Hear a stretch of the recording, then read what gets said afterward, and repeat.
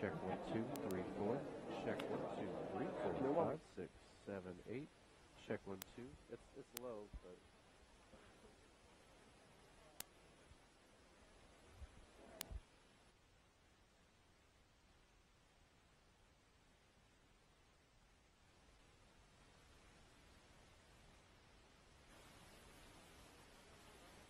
Vừa trước anh vừa nói với thằng này rồi, nhưng mà thằng này lại không phải là an ninh.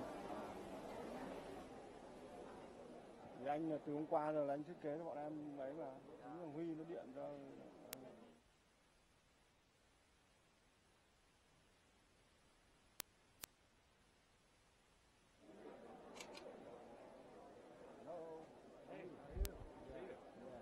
Check 1, 2, 3, 4. Check 1, 2, 3, 4, 5, 6.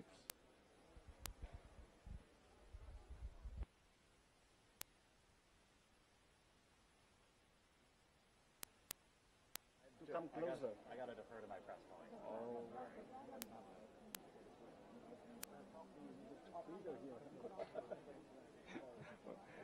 Anh đã nhờ ông phó tham tán chính trị đại sứ quán được, nó bảo không được.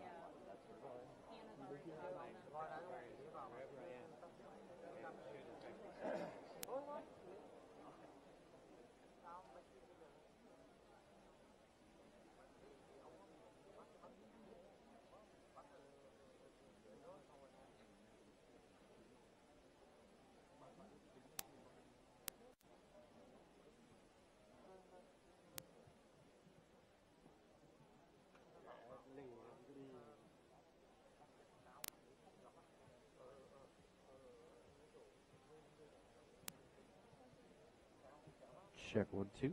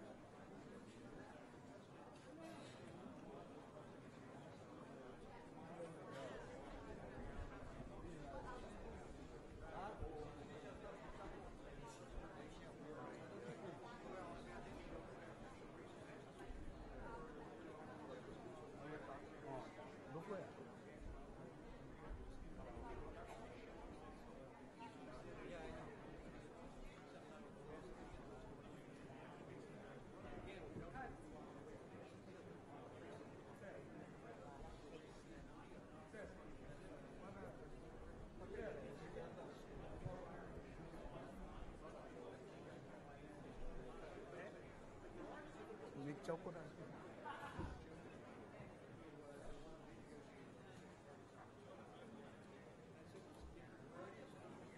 Раз, два, три, четыре.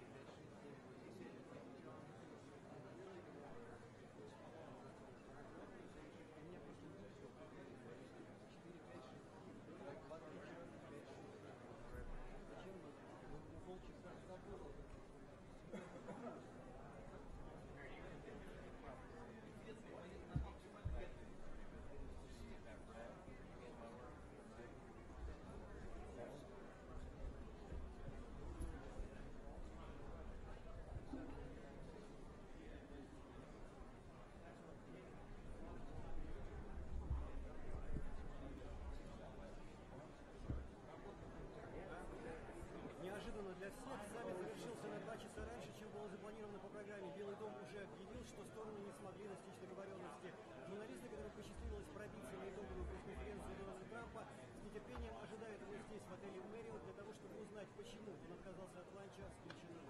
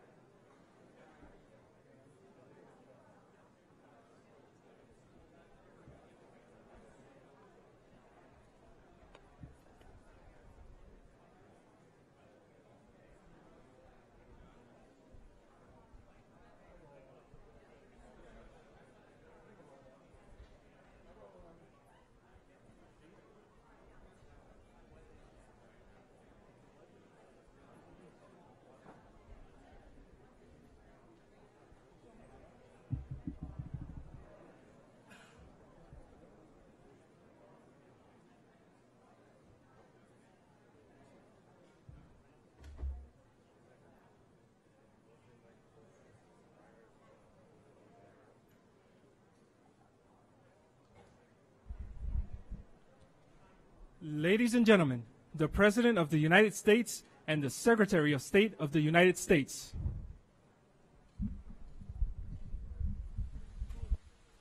Face to face. Now reporting, David Muir.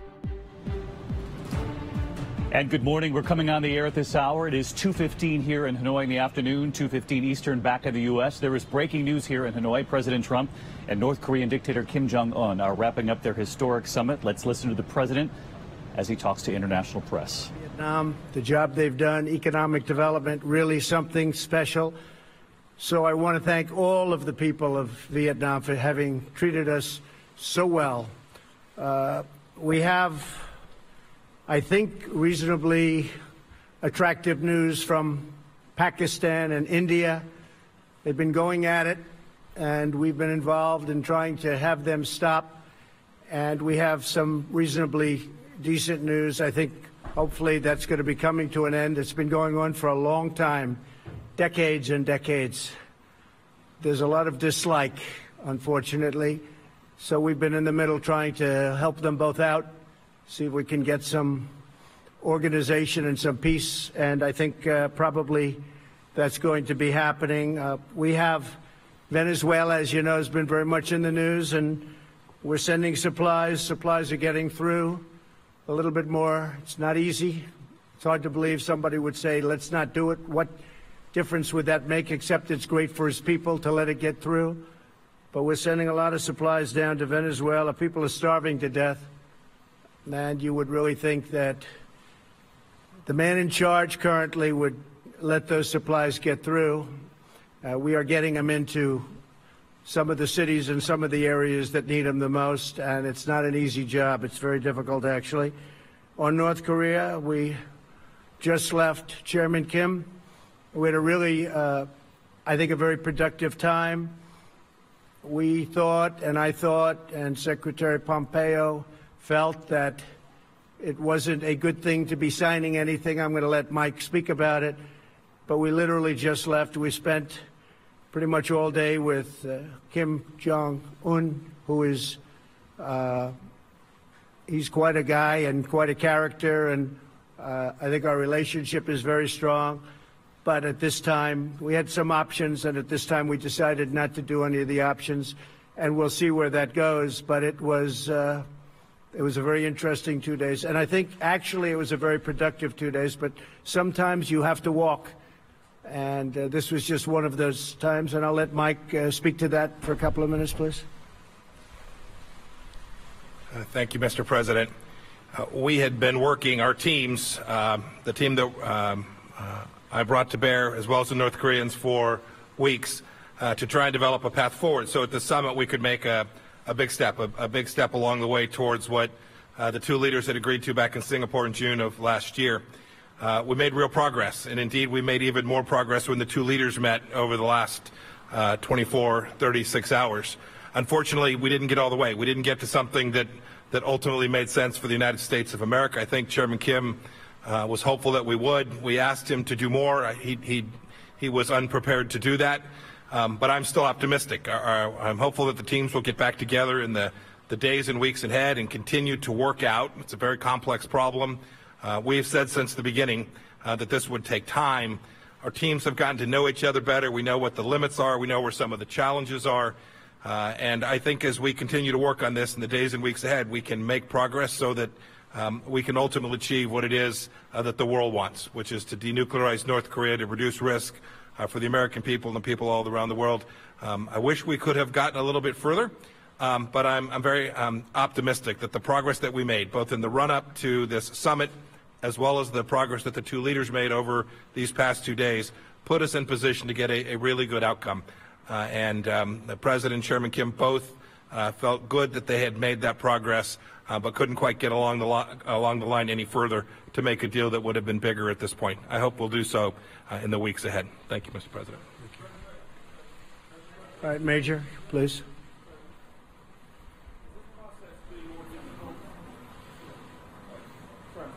Has this process been more difficult than you thought? And was the North Korean demand for lifting of some sanctions the real sticking point here, in that you did not want to do that and they did? And will it was about the sanctions. Will there be a third summit, Mr. President? Basically, they wanted the sanctions lifted in their entirety, and we couldn't do that. They were willing to denuke a large portion of the areas that we wanted, but we couldn't give up all of the sanctions for that. So we continue to work, and we'll see, but we had to walk away from that particular suggestion. We had to walk away from that. Will all the sanctions that are currently in existence remain, sir? They're in place. I was watching, as a lot of you folks over the weeks have said, we've given up. We haven't given up anything. And frankly, I think we'll end up being very good friends with Chairman Kim and with North Korea, and I think they have tremendous potential. I've been telling everybody they have tremendous potential, unbelievable potential. But we're going to see. But it was about sanctions. I mean, they wanted sanctions lifted, but they weren't willing to do an area that we wanted. They were willing to give us areas, but not the ones we wanted. John? As we know, I mean, there's an incredibly complex set of issues that are at play here in terms of lifting the sanctions and what denuclearization is. Right. Did you get any distance toward sort of what Kim's vision of denuclearization is? We did. Because there is a lot of line of thinking that he wants to keep some nukes. Yeah. I mean, would you allow him to do that? And if you I don't, John. I don't want to comment. Excuse me. I don't want to comment on that exactly, but he has a certain vision. And it's not exactly our vision, but it's a lot closer than it was a year ago. And I think, eventually we'll get there. But for this particular visit, we decided that we had to walk, and we'll see what happens. Okay? No, look, we have a gentleman nobody's ever heard of that was Sean Hannity. What are you doing here, Sean Hannity? Should we let him do a question? I don't know. Yeah, John, go ahead. Yeah. So if he wants the sanctions completely off and you want more on denuclearization, how can you bridge that gap between now and the next time you might sit down together? With time, it'll be bridged, I think, at a certain point. But there is a gap. We have to have sanctions, and he wants to denuke, but he wants to just do areas that are less important than the areas that we want. We know the country very well, believe it or not. We know every inch of that country, and we have to get what we have to get, because that's a big give. Yes, Sean, please. I work in radio and TV. The mic's on. Mr. President, thank you. Mr. Secretary, good to see you. Mr. President, if you could elaborate a little bit more. We have some history. President Reagan walked away in Reykjavik. A lot of condemnation at the time, and it ended up working out very well in the end for the United States. Was this mostly your decision, what message would you want to send Chairman Kim as he's listening to this press conference about the future and your relationship? Well, Sean, I don't want to say it was my decision, because what purpose is that? I want to keep the relationship, and we will keep the relationship. We'll see what happens over the next period of time. But as you know, we got our hostages back. There's no more testing. And one of the things, importantly, that Chairman Kim promised me last night is, regardless, he's not going to do testing of rockets and nuclear. Not going to do testing. So, I trust him, and I take him at his word. I hope that's true. But in the meantime, we'll be talking. Mike will be speaking with his people. He's also developed a very good relationship with the people, really the people representing North Korea. I haven't spoken to Prime Minister Abe yet. I haven't spoken to President Moon, South Korea. But we will, and we'll tell them it's a process and it's moving along, but we just felt it wasn't appropriate to sign an agreement today. We could have. I just felt it wasn't very appropriate. Yeah, Jonathan?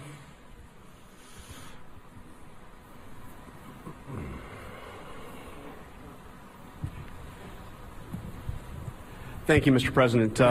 Two questions, if I may. First, did you learn anything new about Chairman Kim through this meeting? And secondly, of course, while this was going on, the drama back in Washington, your former lawyer, Michael Cohen, who worked for you for 10 years, his office right next to yours, right by yours at Trump Tower, he called you a liar, a con man, a racist. What's your response to Michael Cohen? Well, it's incorrect. And, you know, it's very interesting because I tried to watch as much as I could. I wasn't able to watch too much because I've been a little bit busy.